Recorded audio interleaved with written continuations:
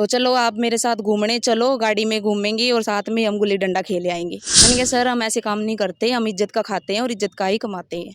ऐसे काम करेंगे तो आपके जैसे बहुत आएंगे हमारे पास। तो उन्होंने बच्चों को खाना दिया था, जैसे कि खाने के लिए, बोले इतने बदतमीज हो रहे हैं, ये खाना खा के भी नहीं कुछ बता रहे हैं। तो उनका फ़ोन आया, पिंकी जी आपने बताया नहीं, क्या कर रहे हो यार, ऐसे बोला। तो सर मैं तो सूट सिल रही हूँ। तो बोले भाई मेरा भी सिल दो कवा सूट। मैंने कहा सर आप सूट पाओगे? नुका पहन लूंगा कवा। कैसी घटना जिसको सुनने के बाद कहीं ना कहीं पुलिस प्रशासन के ऊपर सवालिया निशान खड़ा हो जाता है। महम थाने में कार्यरत एक पुलिस अधिकारी एक मामले में लिप्त एक महिला के पास फोन करता है और उससे अभद्र भाषा में उससे बातचीत करता है, डबल मीनिंग उससे बातचीत करता है और कहीं ना कहीं उस मामले को लेकर फिर वो महिला भड़कती हुई पहुंच जाती है हिसार के एसपी ऑफिस में, एसपी साहब से मिलने के लिए। आखिर हुआ क्या था, चलिए आपको बता देते हैं खुद उस महिला की जुबानी। जैसे सूट सिल रही थी अपने घर पे, पुलिस वाले मेरे पास आए और बोलने लगे कि बंटी कहाँ है। मतलब उन्होंने मेरे पास कॉल की थी नंबर से कि आप कहाँ, अपना एड्रेस बताओ। तो मैंने सोचा कि वैसे ही नॉर्मल कॉल है किसी की, तो मैंने बता दिया। तो वो आए, सीधा छत पे चढ़ गए और ज़ोर ज़ोर से बोलने लग गए कि बंटी कहाँ है, कहाँ। मैंने कहा नहीं यहाँ पे नहीं है बंटी, अगर यहाँ होता तो निकलता बाहर। तो वो नहीं आया। और मेरे पास एक लेडीज़ और आई हुई थी जैसे सूट सिलवाने के लिए, कटवाने के लिए। तो मैं सूट सिलती हूँ। तो बच्चे स्कूल गए हुए थे, आते ही बोलने मेरे हाथ से फ़ोन छीन लिया उन्होंने। बोले कि किस नंबर से बात की है तूने उनसे। मैंने कहा मेरे पास तो कोई कॉल ही नहीं आया उनका, तो मैं किस नंबर से करूँगी। तो वो बोलते रहे वहीं पे, मतलब कि इकट्ठी पूरी पब्लिक इकट्ठी हो गई वहाँ पे। तो मेरा हाथ पकड़ के उन्होंने सीढ़ियों से नीचे उतारा, परवीन का अध्ययन ने। तो वो बोले चलो, और जैसे एसएचओ भी थे उनके साथ में गाड़ी में, तो वो मेरे को लेके चले गए, गाड़ी में थोड़ी दूर बिठाया और फिर वापस से छोड़ के चले गए मेरे को। बोले कि 2 पुलिस वाले इनके साथ छोड़े और लेडी कांस्टेबल भी नहीं थी उनके साथ। तो बीच में रोकना चाहूंगी, किस डेट की कितने बजे की बात है? घर में उस टाइम पे आपके अलावा और कौन कौन था? मैं अकेली थी उस टाइम पे, 10 तारीख को, और टाइम था शायद 1 डेढ़ का टाइम था। जी, कौन तो सी बस? 10 दिसंबर। ठीक। तो उस टाइम वो मेरे पास आए और मतलब कि मेरे को लेके चले गए। फिर आधे रास्ते में ही उन्होंने छोड़ दिया मेरे को। बोले कि इनके पास 2 पुलिस वाले छोड़ दिए जाए।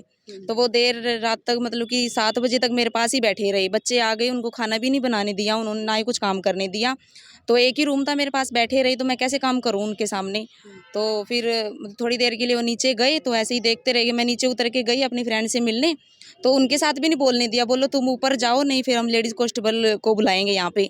तो मैं डर के मारे अपने ऊपर आ गई, कुछ खाना भी नहीं बनाया। और नाइट में भी आके देख रहे थे वो क्या कर रही है, क्या रहे हो। फिर मेरे को बोलते तुम्हारे पास दूसरा फ़ोन है, कि मेरे पास कोई दूसरा फ़ोन ही नहीं था, एक फ़ोन था वो उन्होंने ले लिया था मेरे से। फिर भी वो बोले आप बताओ। फिर मैंने अपने बच्चों की कसम खाई कि मेरे पास कोई दूसरा फ़ोन नहीं है। तो तब उनको विश्वास हुआ या नहीं भी हुआ, मेरे को नहीं पता इस बारे में। तो फिर भी वो, मतलब सुबह 6 बजे हम सो रहे थे, देर रात तक तो सोए नहीं, टेंशन की वजह से बच्चे भी नहीं सोए और मैं भी नहीं सोई थी। तो फिर 6 बजे आए, वो गेट खड़काया और बोले चाय भी नहीं बनाने दी, सोते हुए बच्चों को जूते चप्पल कुछ भी नहीं पाने दिया। बोले गाड़ी में चलो तुम। तो गेट के आगे ही गाड़ी रोक रखी थी, वहीं से नीचे उतार के लॉक लगा दिया, तो ऐसे ही ले गए वहाँ पे।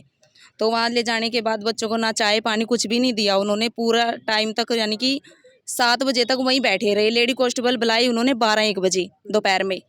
तो उस टाइम भी मैं अकेली थी, सुबह भी उनके साथ कोई लेडी कांस्टेबल नहीं थी। वहाँ जाके परवीन ने बोला कि आप बता दो कहाँ है बंटी, कहाँ है कहाँ नहीं है। तो मैं बोली सर अगर मेरे को पता होता तो मैं यहाँ तक आती ही नहीं, वहीं बता देती। तो वो बोले नहीं आप झूठ बोल रहे हैं, आप बताओ। फिर मेरी पर्सनल लाइफ के बारे में पूछने लग गए कि आप अपने हस्बैंड के साथ क्यों नहीं रहते, वो नहीं रहते। मैंने कहा सर जो आपकी बात है आप वहीं तक सीमित रखो, मेरी पर्सनल लाइफ में इंटरफेयर करने की आपको कोई ज़रूरत नहीं है। तो वो बोले आप को पता है क्या बोलते हैं क्या नहीं बोलते हैं, आप उसके साथ रह रही हो, ये कर रही हो। तो ऐसे मतलब कि मैटर करते रहे, वो मेरे साथ बोलते रहे। तो मैंने भी उनको थोड़ा बोला। तो एसपी जो मतलब कि सर थे ना वहाँ से, तो वो एसएचओ सर, तो वो बोले बेटा हम आपको यहाँ पे लड़ाई करने के लिए नहीं लेके आए हैं, हम ये पूछ रहे हैं कि बंटी कहाँ है, आप उनको बताओ। तो बोले, तो मैंने भी उनको बोला सर ऐसी कोई बात नहीं है, जो मतलब कि सर यहाँ मर्डर कर रहे हैं, तो रेप हो रहे हैं, उनके खिलाफ तो कोई कार्रवाई नहीं हो रही है।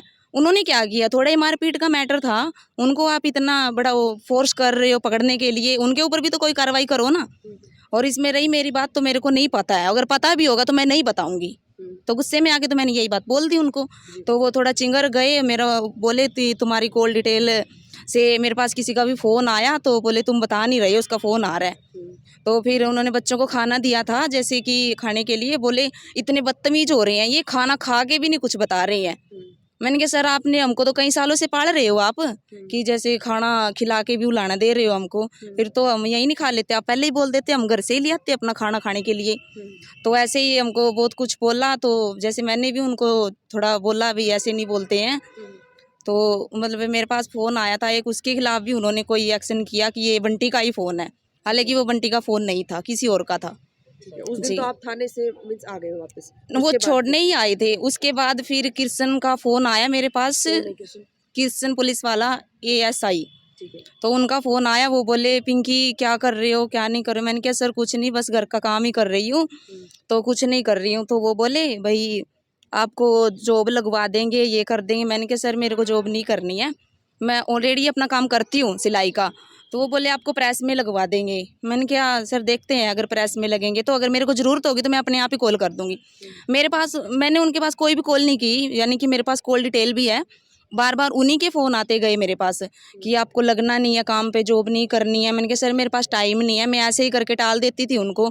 सुबह आता था, जैसे मैं उठती भी नहीं थी, 5 बजे 6 बजे गुड मॉर्निंग का मैसेज, गुड मॉर्निंग बोलते थे, गुड मॉर्निंग जान, गुड मॉर्निंग जनाब, ऐसे कुछ बोलते थे। तो मैंने कहा सर देखा ऐसे बात मत किया करो, मैं काट देती थी उनका कॉल। तो फिर एक दिन तो उन्होंने, जैसे मैं दोपहर में सूट सिल रही थी, तो उनका फ़ोन आया, पिंकी जी आपने बताया नहीं, क्या कर रहे हो यार, ऐसे बोला।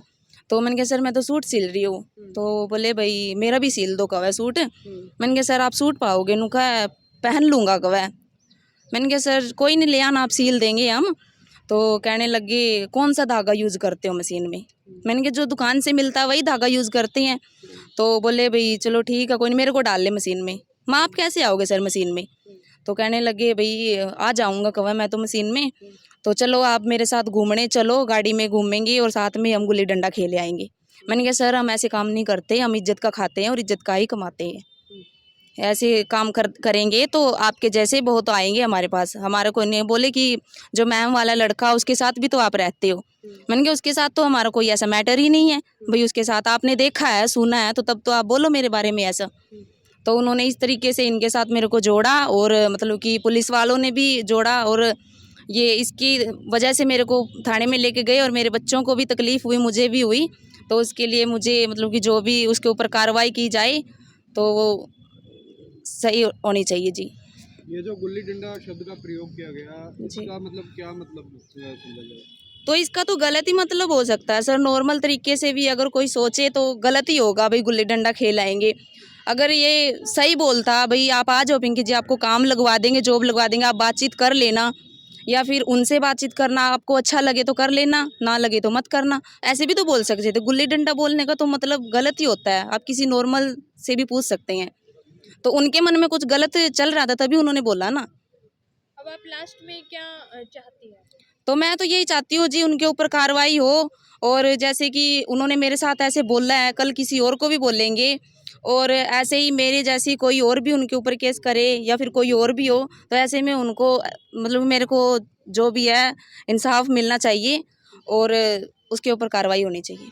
तो देख सकते हैं पूरा का पूरा मामला आपको पता चल चुका है कि किस तरह से महम थाने के जो ASI है कृष्ण कुमार, उसके ऊपर सातरोड की इस महिला ने साफ साफ और खुले आरोप लगाए हैं कि वो एक मामला जिसके अंदर इनका कोई दोस्त बंटी मिला हुआ था या फिर उसके ऊपर वो मुकदमा हुआ था, और उसी के चलते उस महिला के पास वो फ़ोन करते हैं और उसको एक ऐसा शब्द बोलते हैं जिसका अगर मतलब निकाले तो कहीं ना कहीं वो गलत ही निकलता है। ये ऐसा कहना इस महिला का है। हम इस बात की पुष्टि नहीं करते हैं, हम नहीं कहते कौन सही कौन गलत, लेकिन हाँ पूरी वीडियो आपने ज़रूर देख लिया। आपको क्या लगता है इस मामले में, क्या पुलिस अधिकारी के द्वारा जो बात कही गई है वो बात वाकई में कहनी चाहिए थी एक महिला को या नहीं कहनी चाहिए थी? वीडियो में कमेंट करके जरूर बताइएगा और शेयर करना ना भूलिएगा। साथ ही साथ प्रशासन से अपील करना चाहेंगे इस मामले को गंभीरता से लेते हुए जो इसमें दोषी है उनके खिलाफ सख्त से सख्त कार्रवाई की जाए।